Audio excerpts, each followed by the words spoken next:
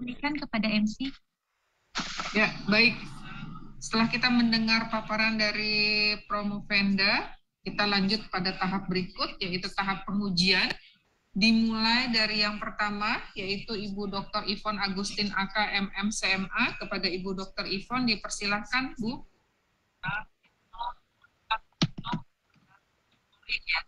Terima kasih Ibu Ketua Dr. Yolanda Masnita.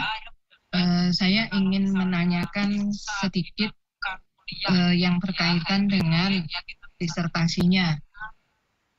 Syarifah, selamat dulu ya, sudah sampai di yang terakhir ya, tahap terakhir yaitu sidang terbuka. Nah, Ibu hanya menanyakan sedikit saja, itu yang berkaitan dengan fenomena ya. Nah, di disertasinya itu fenomenanya masih berkaitan kinerjanya itu untuk tahun 2001 dan 2002. Nah, padahal tadi yang ditayangkan itu kan dari 2018 ke sini ya. Betul. Nah, jadi itu mungkin nanti harus disesuaikan ya, diperbaikin. Kemudian yang kedua, Ibu ingin menanyakan berkaitan dengan BUMN itu merugi ya, merugi jumlahnya banyak. Betul. Nah, rata-rata BUMN yang merugi itu ada berapa besar?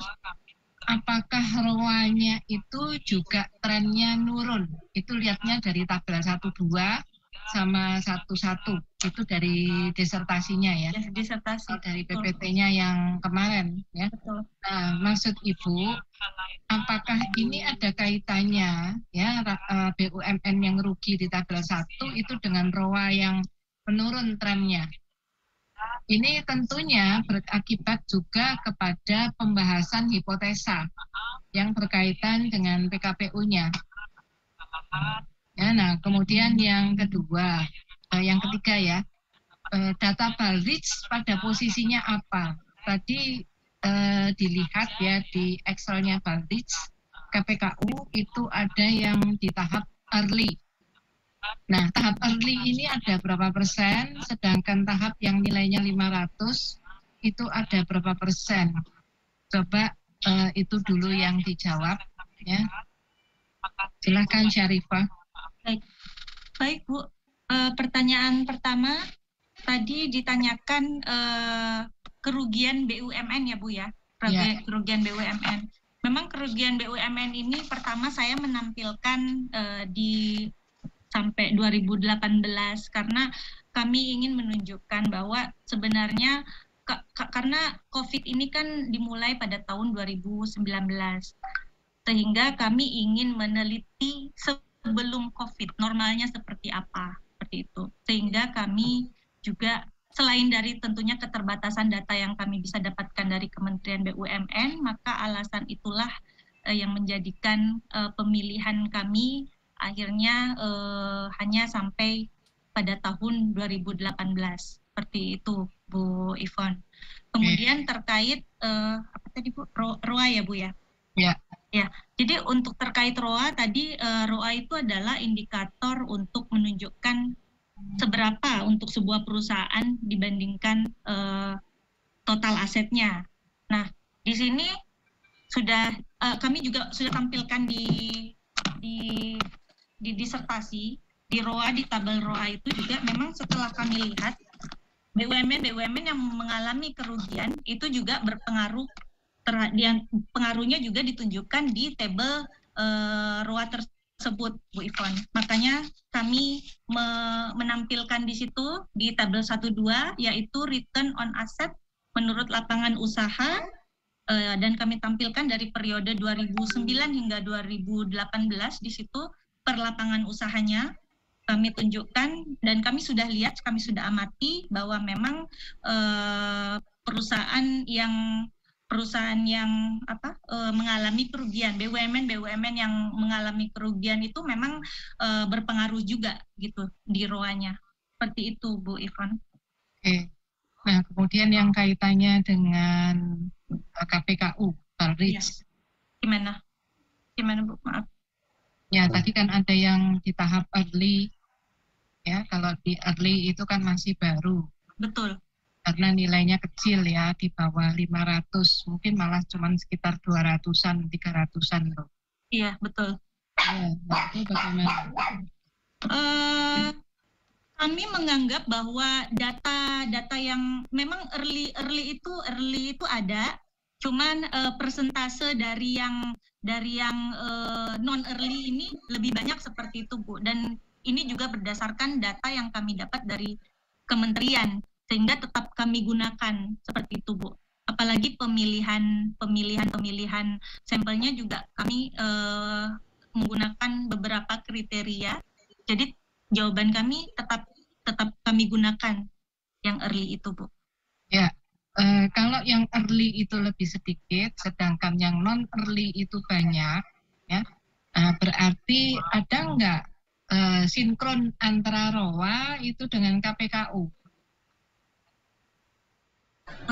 Mohon maaf, bisa dijelaskan, Bu Ivon, Ya, pertanyaannya lebih. Dua-duanya kan sama-sama kinerja. Satunya Betul. kan kinerja keuangan untuk ROA. Nah, Ya. kalau KPKU ini kan bukan kinerja keuangan, tetapi Betul. kinerja manajemen. Iya. Nah, bagaimana keterkaitannya antara kinerja keuangan dengan kinerja manajemen? Tentunya kinerja manajemen itu kalau kita lihat dari KPKU itu kan penilaiannya ada 7 ya Bu, 7 kategori. Ya. Terdiri dari 2 proses, terdiri dari 7 subkategori dan dua ya Bu ya, proses dan hasil. Tentunya jika kinerja manajemen pada proses 1 sampai 6 itu baik, maka hasil keuangannya di hasil di kategori 7 itu tentunya juga baik, Bu. Efeknya ke situ. Iya. Nah, namun demikian kelihatannya itu apa yang di ROA trennya turun, tapi dilihat dari kinerja manajemennya mereka sebetulnya sebagian bagus. Nah jadi menurut Syarifah, apakah ada linkage ya antara ROA ini dengan KPKU? Betul. Jadi begini, Bu.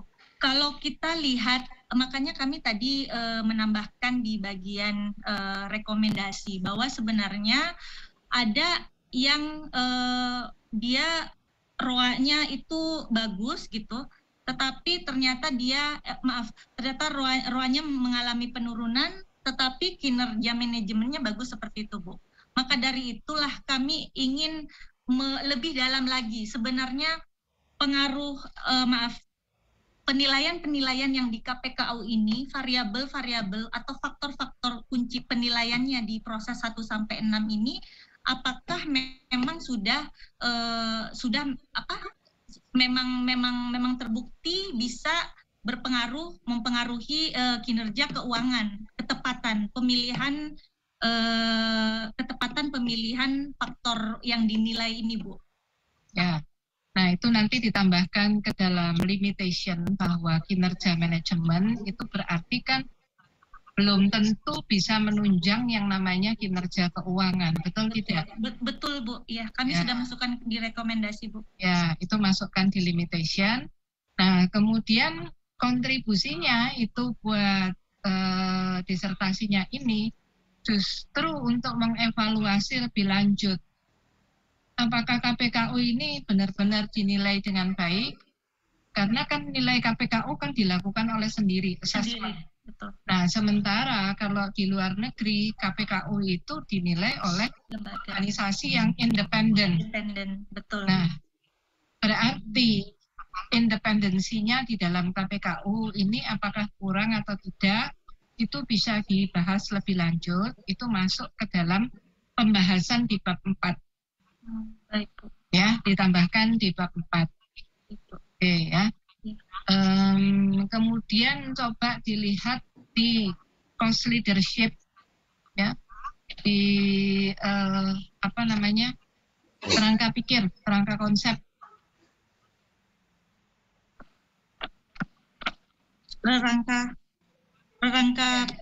Kerangka konseptual. Udah, bisa tolong dibesarkan.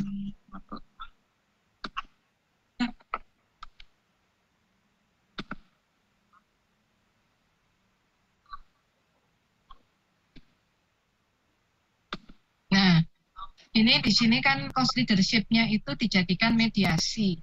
Betul. Nah, menurut saudara, apakah dari variabel independen yang pertama dan seterusnya itu terhadap cost leadership itu semuanya berpengaruh positif, ya, atau mendukung, sehingga dengan demikian hasilnya itu adalah bahwa cost leadership itu nanti akan memediasi pengaruh antara independennya itu dengan KPKU. Bagaimana? Kami coba jawab. Kalau berdasarkan penelitian terdahulu itu memang pengaruhnya positif, Bu. Cuman kita kembali lagi bahwa setiap penelitian itu menggunakan sampel yang berbeda-beda. Kemudian dari negara yang berbeda. Kemudian juga sampel kami ini kami menggunakan BUMN, di mana BUMN itu memiliki karakteristik yang unik, gitu, seperti itu, Bu. Kemudian dengan adanya intervensi politik dan segala macam itu juga membuat BUMN itu berbeda dari perusahaan-perusahaan yang diteliti di penelitian terdahulu, seperti itu, Bu. Seperti itu. Ya, nah jadi yang dimaksud dengan cost leadership di sini apakah sebetulnya hanya merupakan efisiensi biaya?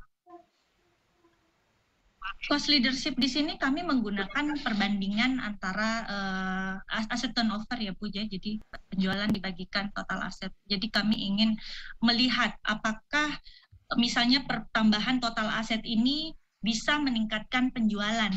Seperti itu Bu. Oke, nah jadi itu adalah salah satu kelemahan dari instrumennya cost leadership. Ya, enggak apa-apa. Ini kan tujuannya kita ingin tahu menggunakan rumusnya yang sudah ada, ya kan itu disitasi sendiri oleh Syarifah ya, bukan merupakan novelty kan? Maaf, untuk cost leadership ini kami menggabungkan pengukuran terdahulu yaitu perbandingan antara penjualan dengan total aset, kemudian kami gabungkan dengan pendekatan teori elasticity, Bu. Jadi ini merupakan novelty kami pada pengukuran cost leadership-nya. Oke ya, bagus ya sudah nambahkan elasticity. Nah, namun demikian kalau dilihat elastisitas yang ada di Indonesia itu bagus atau tidak yang berkaitan dengan biaya ini tadi, cost leadership. Selama ini yang ada di Indonesia, apakah elastisitasnya itu bagus? Maksudnya secara luas, secara BUMN secara menyeluruh atau? BUMN secara menyeluruh. Secara menyeluruh ya Bu ya. Sebenarnya elastisitas ini kan bisa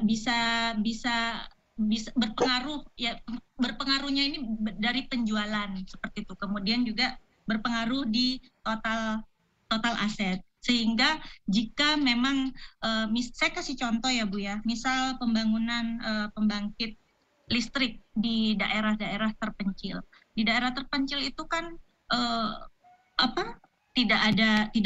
tidak banyak industri, kemudian sepi, hanya rumah tangga. Nah, di situ sudah pasti inelastis, artinya bahwa walaupun BUMN ini asetnya besar, pembangunan pembangkit di daerah terpencil, namun ternyata penjualan tetap tidak bisa meningkat ya, karena ada faktor-faktor yaitu yang tidak bisa di luar kuasa pemerintah ya Bu ya, karena kan pemerintah mungkin niatnya untuk menggapai memfasilitasi listrik gitu di daerah-daerah terpencil, tetapi kemudian di daerah terpencil itu tidak susah untuk kita meningkatkan penjualannya, sehingga tetap dia akan lama di inelastis, mungkin bisa berpuluh-puluh tahun seperti itu Bu, kalau contoh di daerah terpencil. Oke ya, nah kemudian satu hal lagi, elastisitas itu adalah di ranah makro. Iya. Oke, nah sedangkan yang cost leadership yang rumus awal itu adalah di ranah mikro. Betul? Nah, mungkin nggak makro ini digabungkan dengan mikro? Mungkin saja Bu, karena ini juga sebenarnya sudah kami sebelumnya telah melakukan observasi sebenarnya ini sudah dipakai juga teori elasticity ini di bidang keilmuan yang lain, Bu. Sudah ada, sudah saya taruh di bukti penelitian terdahulu dengan menggabungkan. Ya. Seperti itu. Nah, kemudian yang terakhir, di situ kan ada variabel kontrol yang banyak ya. Betul? Ya, betul. Kontrolnya ada berapa? Ada 6, Bu. 6. Sekarang kalau tanpa variabel kontrol, hasil uji hipotesanya bagaimana? Apakah dia jelek semuanya atau bagus? Maksudnya uji hipotesnya hasil gitu, Bu? Ya, itu tanpa variabel kontrol bagaimana? Kalau dengan variabel kontrol ini kan juga dia kalau kita tidak masukkan juga nanti kan alasan kami memasukkan ini karena memang dia berpengaruh ya, Bu ya, gitu di considership. Jadi kami memasukkan ya pasti dampaknya ada, Bu. Cuma kalau untuk pertanyaan Ibu ini dampaknya bagus atau tidak, mungkin bisa dampaknya dilakukan lagi kira-kira. Harus dilakukan lagi penelitian tanpa variabel kontrol dan dengan variabel kontrol. Gimana, Bu? Maaf. Jika dengan kalau misalkan cuma independen dan dependen yang diuji dengan mediasi cost leadership terhadap dependennya KPKU, apakah hasilnya itu lebih bagus adjusted R-square-nya dibandingkan dengan kalau menggunakan variabel kontrol, maka adjusted R-square-nya berapa? Mungkin lebih bagus ya, Bu ya, kalau tanpa variabel kontrol. Oh, tanpa variabel kontrol malah lebih bagus. Nah, kalau gitu kan nggak perlu dong pakai variabel kontrol. Cuma di sini tetap kami masukkan, Bu, karena takutnya. Tapi sudah diuji belum? Tetap belum. Kalau pertanyaan Ibu tadi, ini kita harus melakukan uji dulu, Bu, untuk melihat apakah ini kalau kita hanya variabel independen saja tanpa variabel kontrol, hasilnya kita harus uji dulu, seperti itu sih, Bu. Oke, nah jadi itu nanti salah satu jadi masukan. Apakah variabel kontrol ini memberikan hasil penelitian yang membuat bias? Artinya sebetulnya tanpa variabel kontrol itu kan menunjukkan aslinya hipotesa itu yang mana yang diterima dan ditolak. Nah, sedangkan dengan variabel kontrol ini kan berarti kita kontrol. Biasanya dengan tujuan supaya lebih bagus. Betul. Ya, nah. Tapi nggak apa-apa, nggak usah dijawab secara ini tidak masalah, tapi itu perlu dipikirkan. Ya. Oke, mungkin itu aja pertanyaan dari Ibu. Ya, saya kembalikan kepada Ibu Ketua, Ibu Dr. Yolanda Masnita. Terima kasih, Pak, Bu Yolanda juga. Oke, baik. Kita lanjut kepada penguji kedua, yaitu Ibu Dr. Vinola Herawati AKM SICA. Kepada Ibu Dr. Vinola dipersilakan.